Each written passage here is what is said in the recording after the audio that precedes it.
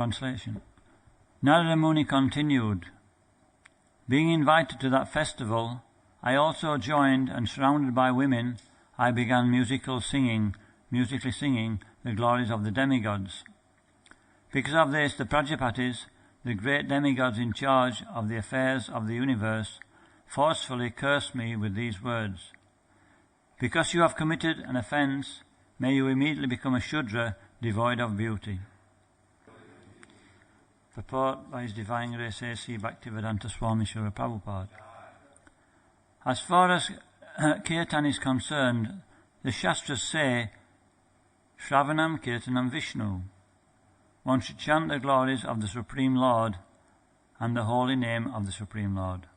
This is clearly stated, Shravanam Kirtanam Vishnu.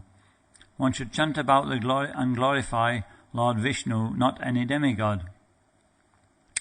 Unfortunately, there are foolish persons who invent some process of kirtan on the basis of demigods' names. This is an offence. Kirtan means glorifying the Supreme Lord, not any demigod. Sometimes people invent Kali Kirtan or Shiva Kirtan, and even big sannyasis in the Mayavad school say that one may chant any name and still get the same result. But here we find that millions and millions of years ago, when Narada Muni was a Gandharva, he neglected the order to glorify the Lord, and being mad in the association of women, he began to chant otherwise. Thus he was cursed to become a Shudra. His first offence was that he went to join the Sankirtan party in the company of lusty women, and another offence was that he considered ordinary songs like cinema songs and other such songs to be equal to Sankirtan. For this offence he was punished with becoming a Shudra. Om Gyantimirandasya Gyananjana Shalakaya Chakshurunmilitam Jena Tasmai Shri Guruve Namah.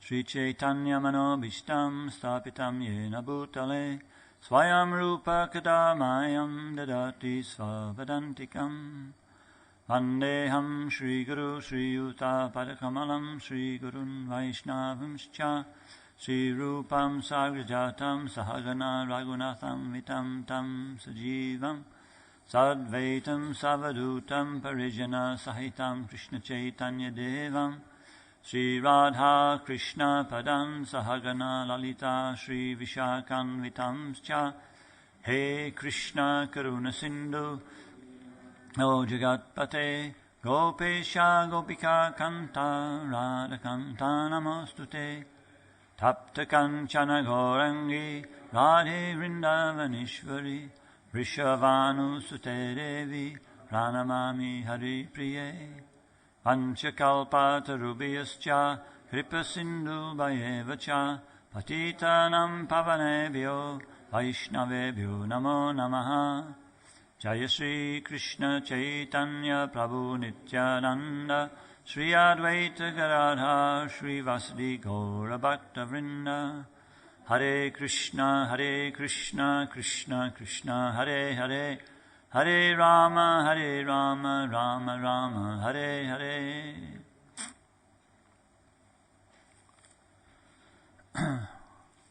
So this is carrying on the pastime where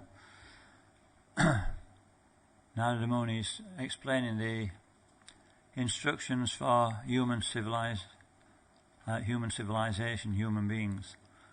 And at the end of this chapter he's starting to explain that about his past experience, how once he was a Gandharva. So these Gandharvas, they're like angels. They can sing beautifully and they can also fly. Is that right?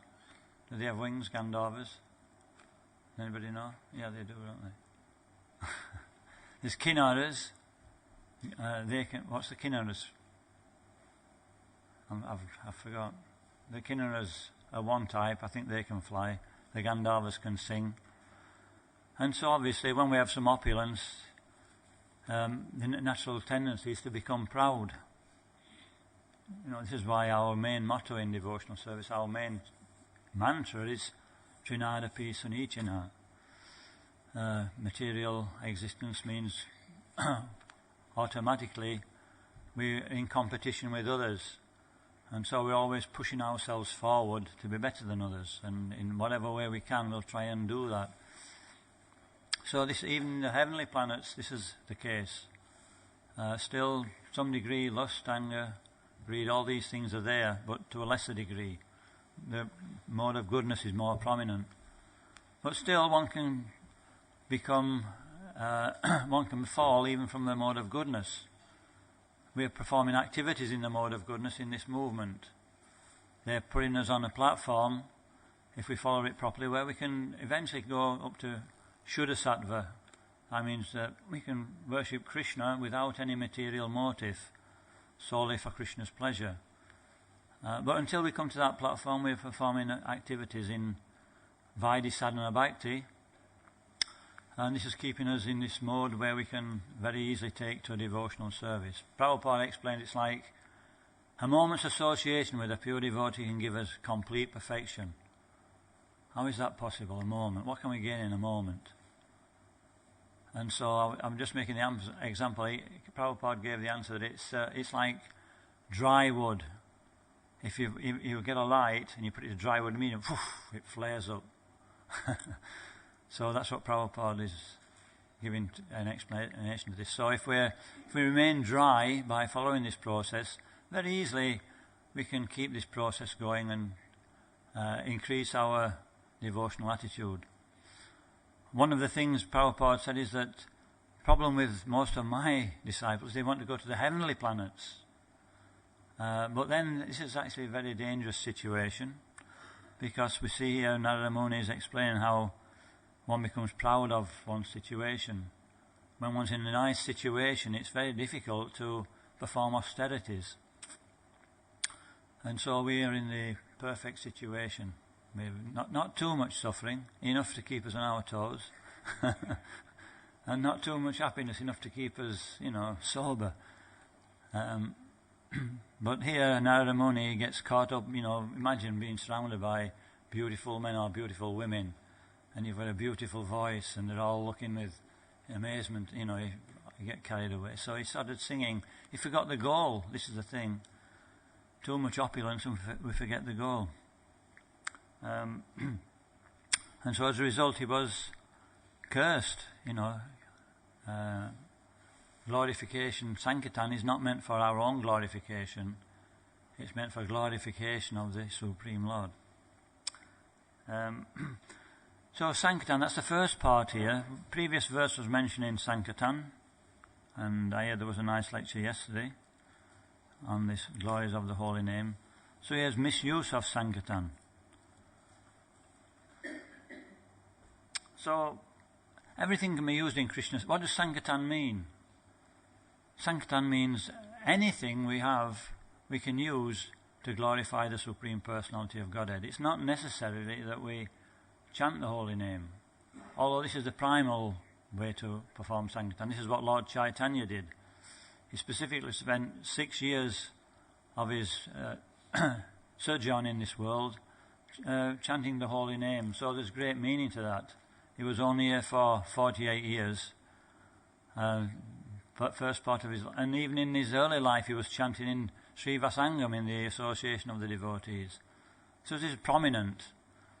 And so although we perform other activities, and they're all considered Sankirtan, depending on the consciousness that we do these things in, and on the result, the main one is to be chanting the holy name of the Lord.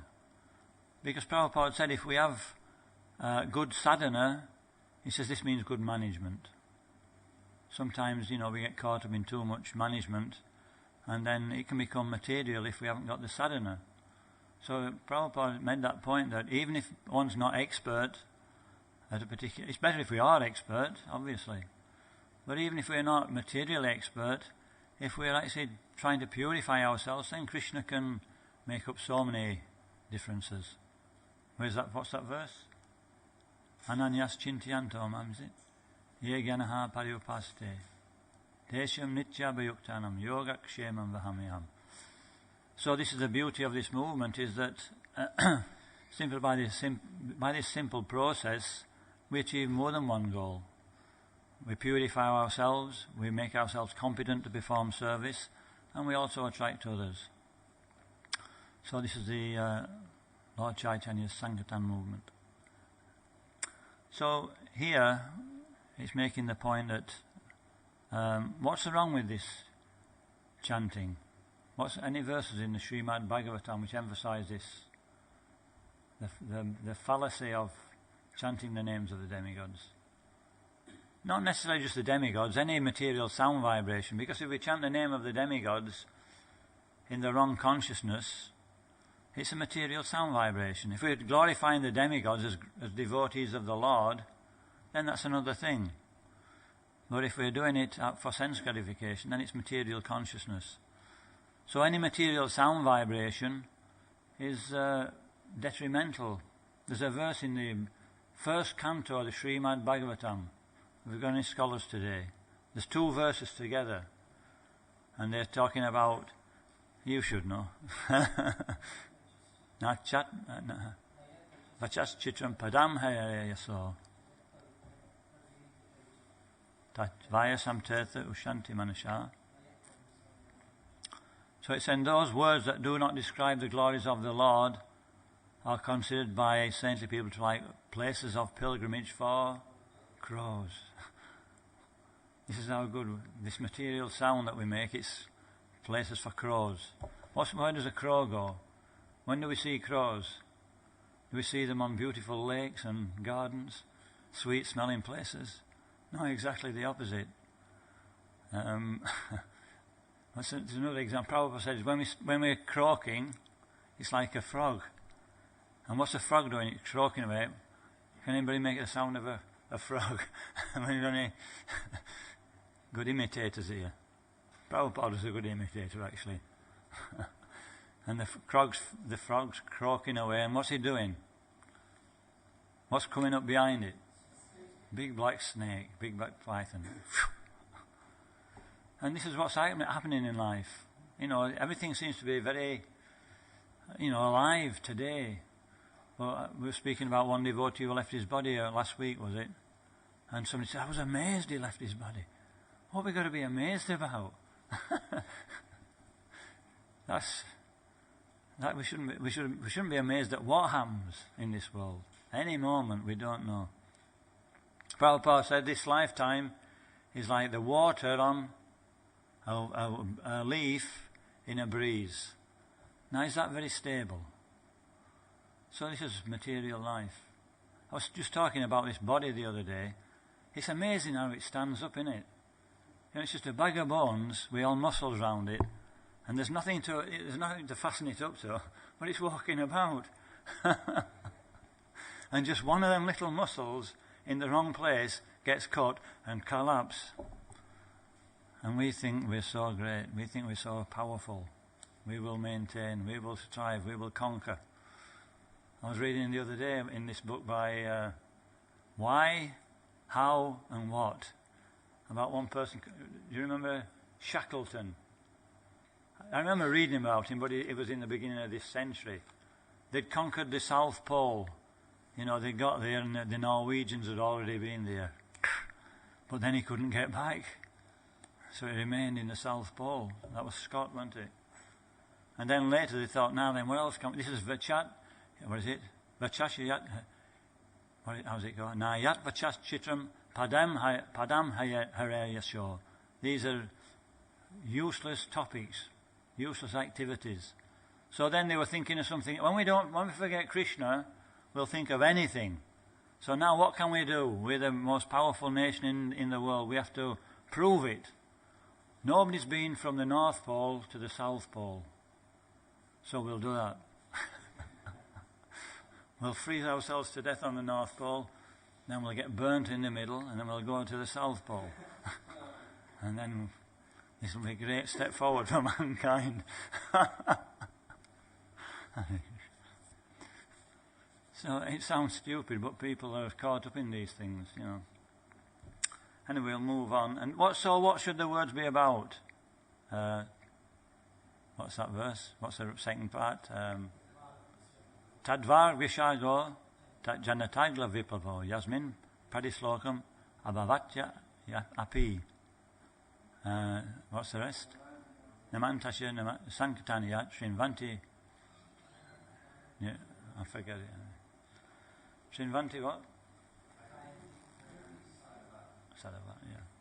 So anyway, on the other hand, those words which are full of the glories of name, form, pastimes of the unlimited Lord are a different creation, meant to bring about a revolution in the minds of the misdirected society. This is the Sankirtan movement.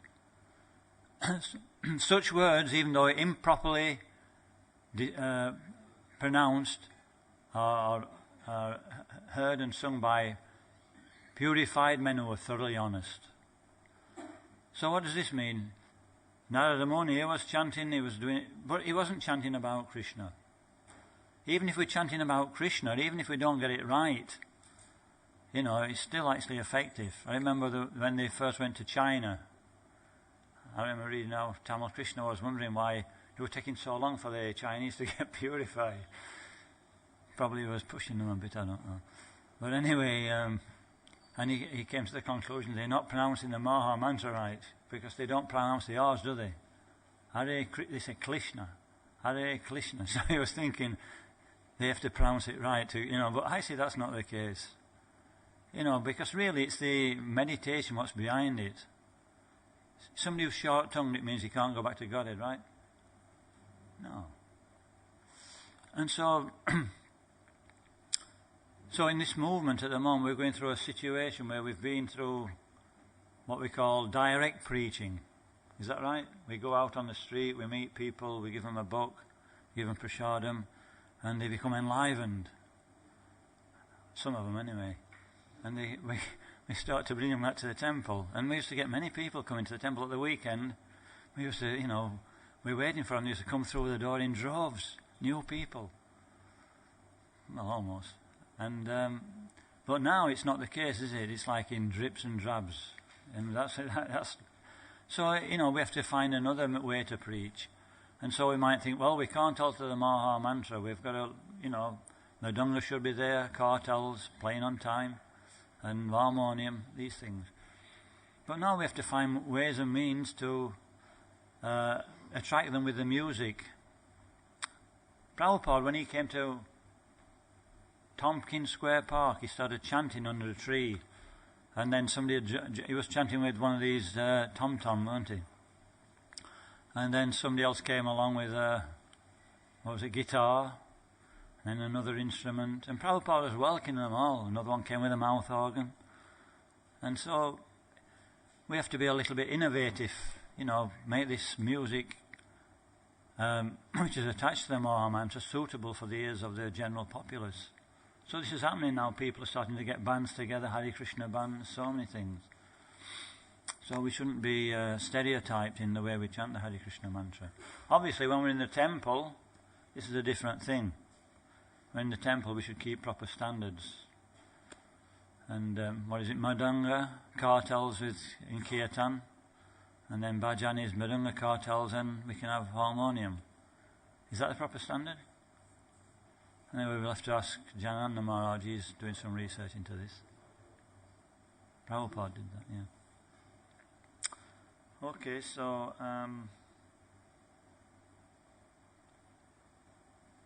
so who will give up here in this glorification of the Lord? Narada Muni did. Nivritatar Sher Upagiyamanat Bhavosajat Shotram Anobirat Ka Uttama Shloka Gunanavarnat Pumam Viraryata Pumam Pashognat. He says, who will not cease hearing this sound vibration which is coming in disciplic succession, except a butcher or one who is killing himself.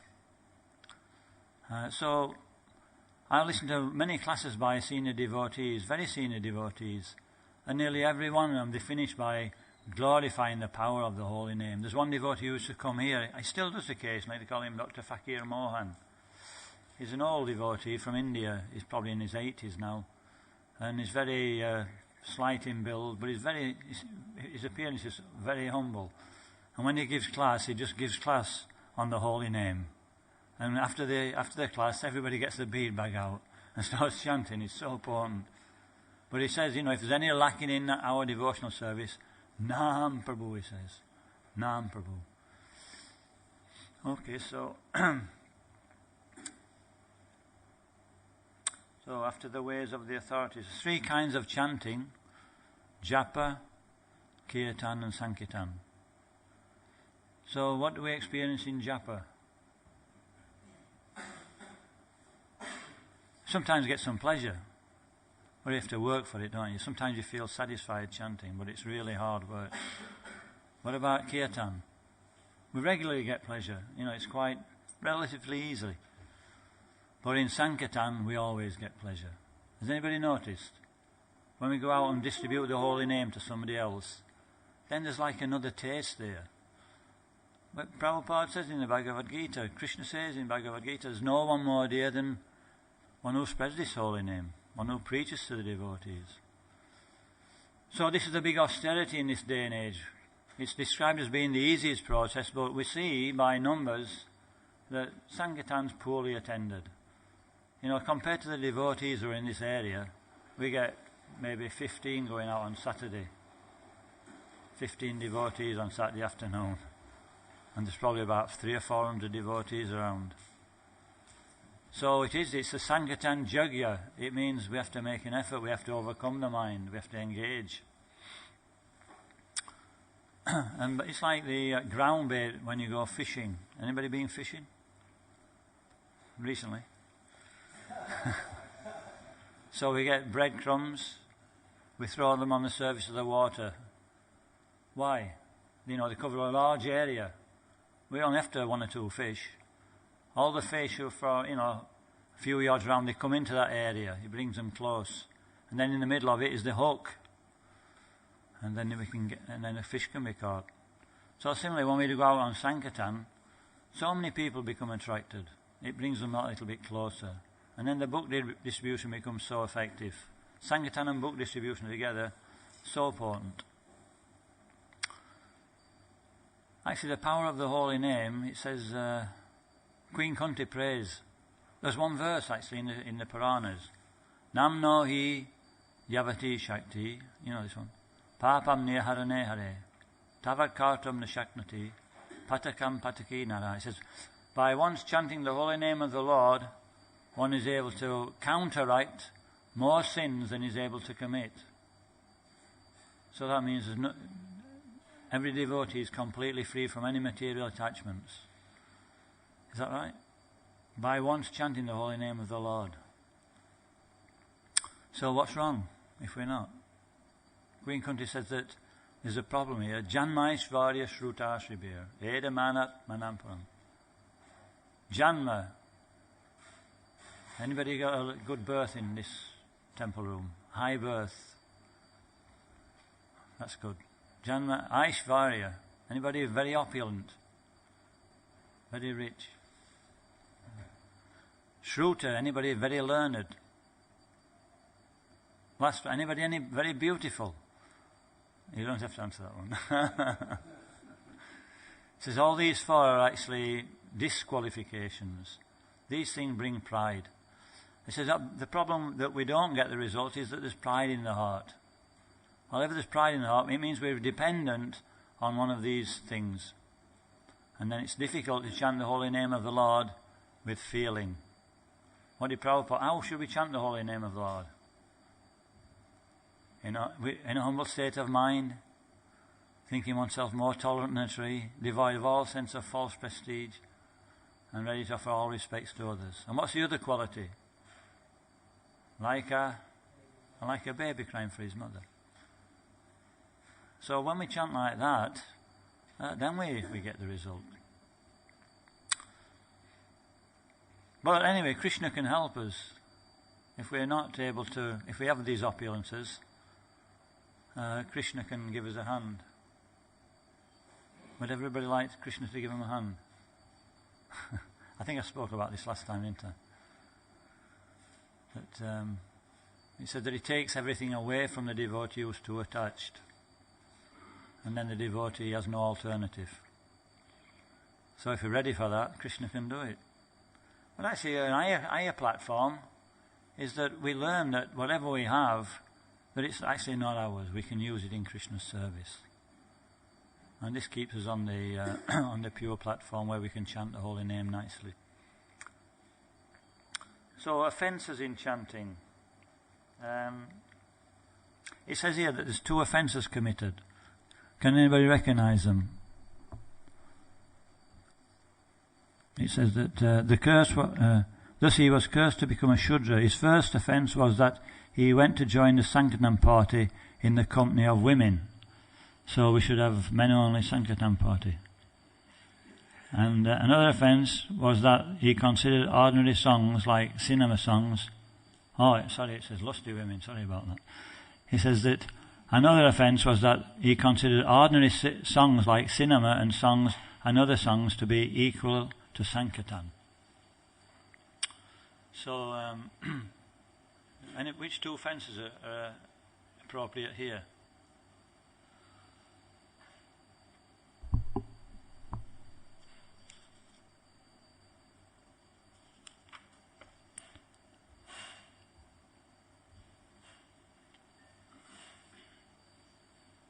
Well, I put 2 here. It's that, one offence is that it's chanting the names of the demigods. It's like equating the demigods to be equal to the Supreme Personality of Godhead. And also part of that offence, according to Harinam Chintamani by Haridas Thakur, Bhaktivinoda Thakur, sorry, it's Haridas Thakur who's speaking, is saying that if we equate the holy name to be different from Krishna, that's an offence. He says, but in the early stages of devotional service, we can't really equate the name to be Krishna, can we? We don't have probably that experience. And so is it offensive chanting? It says that if we chant under the guidance of a bona fide spiritual master, then this offence is eventually nullified. And by repeatedly chanting, that overcomes the offence. And it's when we come to this stage of Nishta, then we can see the holy name of the Lord is none different from the Supreme Lord. So this is one thing. And the second offence is the 10th offence, isn't it? Maintaining material attachments. Narada Muni is maintaining his material concept and using the name in that way. Maintaining material attachment. That means that when we're given a particular formula by the Guru or the spiritual master or by Krishna, then we take it very seriously. So if we're still maintaining our material attachments and trying to make progress, it's like keeping the anchor down. So this is the last offence.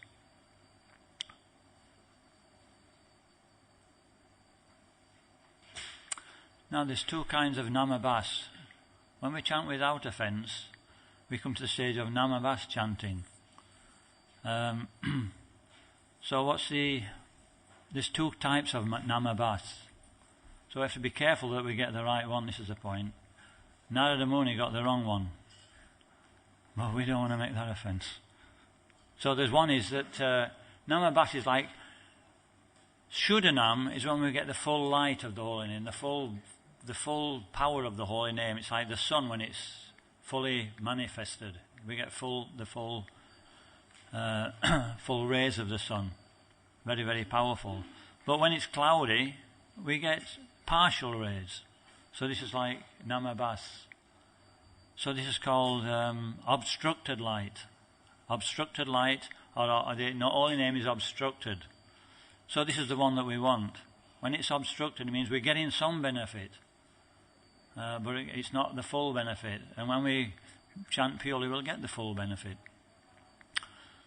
And the other one is called reflected light. Does anybody remember the seed verses of Bhagavatam? Vite artam yat pratiyeta, na pratiyeta chatmani. What's that? And talking about the ignorance that in this material world the light is reflected from the spiritual world via the sun. Or from the sun it's sometimes reflected into a cave. So it's not the real thing. It's like a reflection of the real thing. Or that verse describes that we see the light in this material world and the things that it illuminates, all the things are separate from Krishna. And so this type of chanting, when we're consciously seeing the holy name as different from Krishna and we're using it in the wrong way, it waters the weeds of material desire. We all have weeds growing in the garden of our devotional garden. And the main Bhakti-lata bead is sprouting. But along with it are also many, many other things. These become manifest as we chant. And if we don't have the proper focus of the holy name, we start to be chanting for the wrong reasons. It's very subtle. Pride comes into the heart. We think we're the doer. And we become proud of our activities. And when we're chanting, we're becoming more and more convinced that we're the doer. And then we're becoming more and more estranged from the actual goal. And so it's described that we shouldn't go for this reflected light, but we should chant and be on the platform of obstructed light. He says Mayavadi's type of chanting is like that. They don't understand. They're convinced that the name of the Lord is just a temporary material manifestation like us, and so is his name. So they chant with offence, and they chant for the wrong reason. That's why it said we shouldn't hear the holy name from the lips of such a person, because it doesn't carry the proper potency. I'll come on to the last subject here. I thought I'd speak about that there was a big reaction. He was cursed to be a Shudra.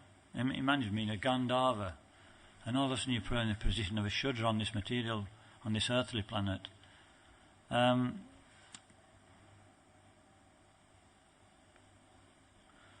I was thinking that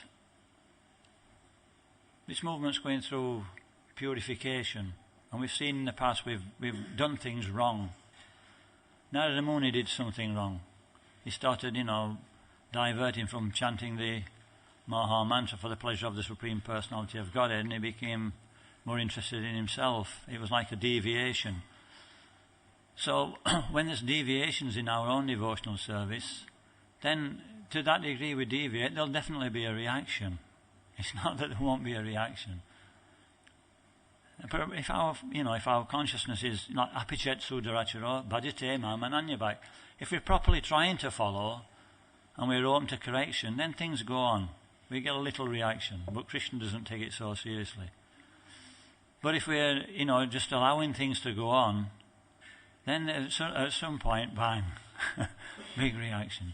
Both individually, temple-wise, and ISKCON-wise. So it's not just for ourselves that we're trying to understand this philosophy and apply it properly, but for the benefit of everybody else. We're all helping one another to stay up. And so if we feel that there's something maybe not quite right, then we should be inquisitive to actually come to the bottom of what's actually the situation. If we see something which is going away from the mood of the Sankirtan movement, then we should inquire about that. We shouldn't just say, this is not my service, this is somebody else's service. Because at the end of the day, if we're on that boat and that boat goes down, we can say, it was naught to do with me. It was him. No, we're on the boat. So everybody's responsible. Okay? So reactions come. Has anybody any questions? Any